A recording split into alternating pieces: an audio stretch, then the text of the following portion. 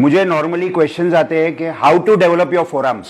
Forearms के लिए अच्छे एक्सरसाइज कौन से हैं। आपने कई बार देखा होगा लोग जो है वो रिस्ट कर्ल्स करते हैं जिम्स में। Okay, you must have seen people doing wrist curls. सबसे पहले मैं आपको ये बताना चाहता हूं, रिस्ट कर्ल जो है जहां पर आप रिस्ट को फ्लेक्शन में लेके आते हो बार बार और रेपिटेटिव मूवमेंट्स करते हो, सबसे पहले तो इसका डे टू डे एक्टिविटी में कोई भी कैरियर इफेक्ट नहीं है। अब ये मैं आपको क्यों बोल रहा हूं, ये मैं इसलिए आपको बोल रहा हूं कि जब भी आप डे टू डे एक्टिविटी में कोई भी चीज पुल करते हो या कोई भी चीज आप लिफ्ट करते हो तो आपकी जो रिस्ट होती है वो कभी भी फ्लेक्शन में या एक्सटेंशन में नहीं होती। It is always steady, it is always neutral. Okay, और वो स्टेबल होती है। आप जब एक्सरसाइज भी करते हो तो एक्सरसाइज करते समय भी when you are doing dumbbell chest press, तो डंबल चेस्ट प्रेस करते समय भी आपका जो रिस्ट है that is neutral. It is never like this, it is never in extension और it is never in flexion. आप रोइंग मूवमेंट करते हो, डंबल रोज करते हो, उस समय भी आपका जो रिस्ट है वो कभी भी फ्लेक्शन में नहीं होता। So please try and understand कि रिस्ट कर्ल्स करने से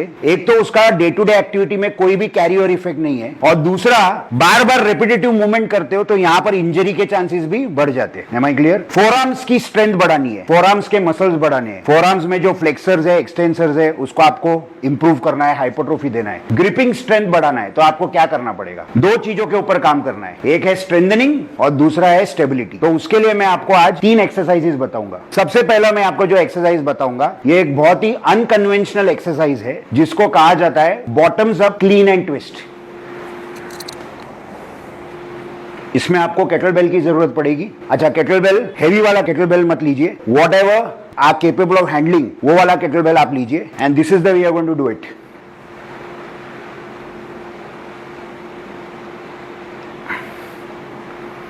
ओके, यहां पर आपको केटलबेल को वर्टिकल पोजीशन में होल्ड करना है और बाद में एक डायनामिक मूवमेंट देना है। आप जब केटलबेल को वर्टिकल पोजीशन में होल्ड करते हो तो आपके फोरआर्म के मसल्स यहां पर काम कर रहे हैं, और जब यहां पर आप एक डायनामिक मूवमेंट ऐड करते हो तो आपके फोरआर्म की स्टेबिलिटी अच्छी हो रही है। ये एक एक्सरसाइज आप कर सकते हो अपनी रोइंग एक्सरसाइज या तो चेस्ट एक्सरसाइज के बाद में आप ये कर सकते हो। 10 से 12 रेपिटेशन तक आप ये रिपीट कर सकते हो। इसके बाद मैं और एक आपको एक्सरसाइज दूंगा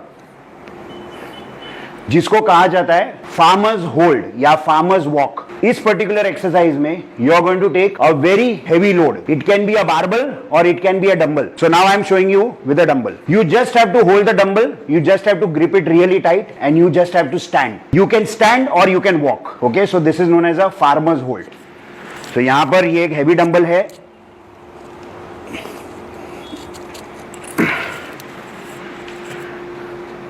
so I am just holding it.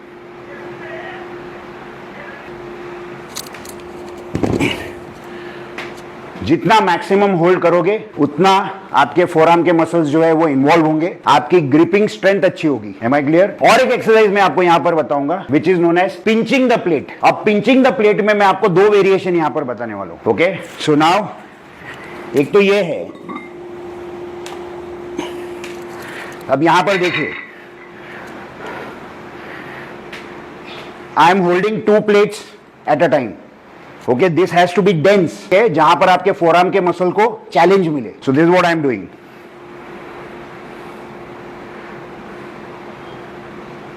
This is what you can do. Okay, you can hold it for maximum period of time. You can also do one more thing.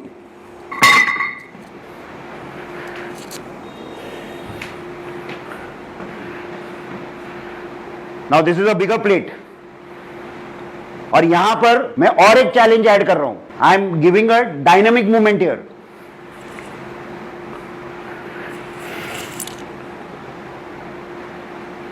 Every time you are creating a dynamic movement, your forearm muscles have to hold tighter and tighter. It has to grip more and more. और ज्यादा उसको grip करना पड़ेगा. This is also that you can do.